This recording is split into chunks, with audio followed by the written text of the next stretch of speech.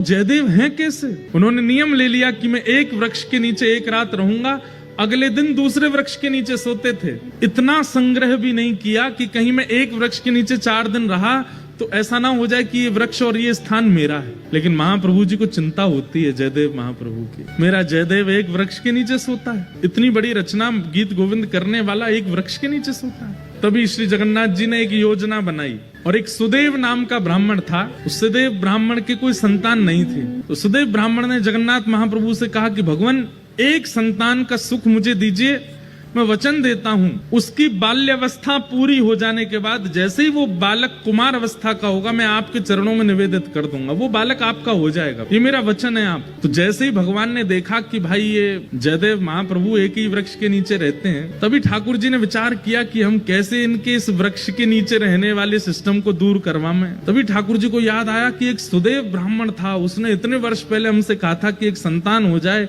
वो हमें अर्पित करेगा। ठाकुर जी की कृपा से उस सुदेव ब्राह्मण के एक पुत्री ने जन्म लिया। महाप्रभु जी ने विचार किया कि उसकी पुत्री अब विवाह के योग्य हो गई है। महाप्रभु जी ने उसको स्वप्न दिया सुदेव ब्राह्मण को, और स्वप्न में जाकर के उसको याद दिलाया कि तुमने हमसे कहा था एक संतान होगी तो तुम हमको अर्पित करोगे, तुम्हारी बेटी हुई, अब भूल गए अपना वचन। अगले दिन ही सुदेव अपनी बेटी लेकर के महाप्रभु जगन्नाथ जी के सामने गया। जय जय, मेरी धृष्टता क्षमा, मैं भूल गया था कि पुत्री आपको अर्पित करनी, मेरी पुत्री आप इसको स्वीकार कर। जैसे ही उसने प्रणाम किया, महाप्रभु जगन्नाथ जी उसके अंतस्थ में आ गए और बोलने लगे, बोले अब ये हमारी हो गई तो हम जहां जाएंगे वहां इसको लेके जाओ, हम जहां चाहेंगे वहां इसको दे आओ। बोले आज्ञा करो।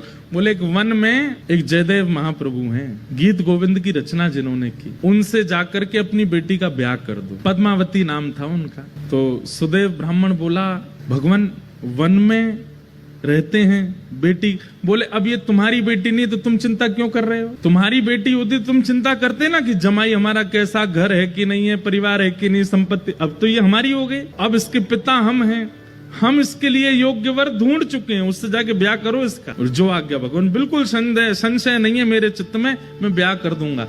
और जाते जाते जगन्नाथ महाप्रभु, सुनो तुम अपनी बेटी लेकर के संबंध कराने आयो, ऐसा बिल्कुल मत बोलना, ये कहना महाप्रभु जगन्नाथ जी ने भेजा है और उन्होंने ही आज्ञा की है कि आपको इनसे ब्याह करना पड़ेगा। सुदेव ब्राह्मण अपनी पुत्री पद्मावती को लेकर के पहुंचे। श्री जयदेव महाप्रभु एक वृक्ष के नीचे बैठे थे तो प्रणाम किया। जयदेव महाप्रभु, कहिए भगवान कैसे आना हुआ? बोले भगवान आप सुयोग्य हैं और मेरी बेटी आपके बिल्कुल योग्य है, मैं अपनी पुत्री का आपसे विवाह करने के लिए आया हूँ।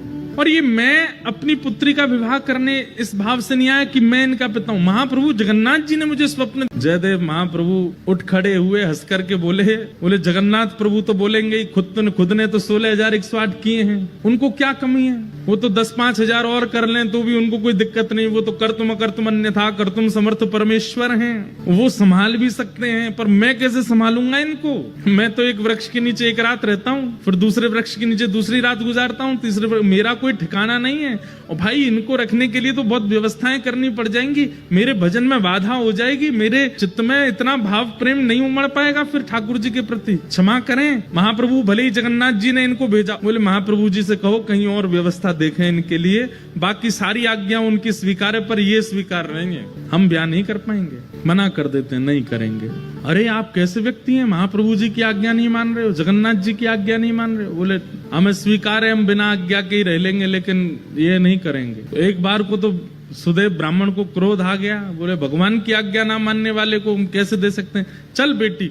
अपनी पुत्री को उठाने लगे तो पुत्री बैठ गई। बोले नहीं, महाप्रभु जी ने आज्ञा की है कि तुम इनकी हो, मैं तो इनको सर्वस्व दे चुकी हूँ, मैं तो इनको अपना मान चुकी हूँ, ये भले मुझे स्वीकार ना करें। पिताजी अब आपका कर्तव्य नहीं है, मेरे परम पिता जगन्नाथ जी ने मुझे इनको सौंपा है, अब मैं इन्हीं की हूँ, चाहिए मुझे स्वीकार करें चाहे नहीं करें। जयदेव महाप्रभु बोले वाह, ऐसा समर्पण तो हमने नहीं देखा। बोले नहीं, महाप्रभु जी ने आपको अर्पित किया, तो मैं आपकी हूँ।